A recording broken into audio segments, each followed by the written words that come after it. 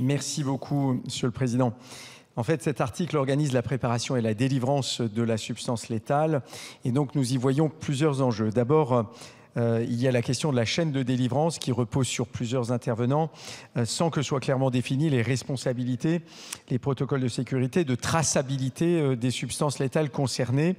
Et donc, nous considérons qu'en l'état actuel de la rédaction de cet article, cela expose à des risques de confusion, d'erreur et peut-être même de mésusage, ce qui serait vraiment problématique.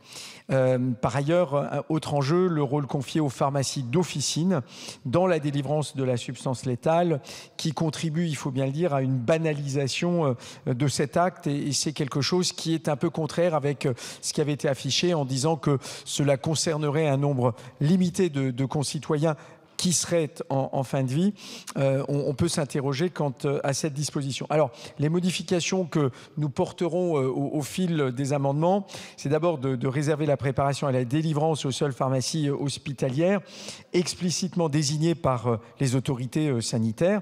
Ensuite, renforcer les obligations de traçabilité, de sécurisation des stocks, de contrôle des dates et bien entendu aussi de destruction contrôlée des substances létales qui potentiellement ne seraient pas utilisées. Permettre aussi une clause de conscience explicite pour les pharmaciens. D'ailleurs, c'est une revendication qui, au fil des mois, est venue se confirmer.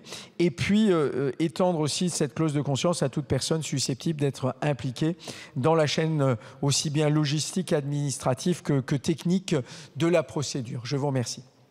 Merci, chers collègues. Nous en venons à l'examen des amendements à cet article 8, à commencer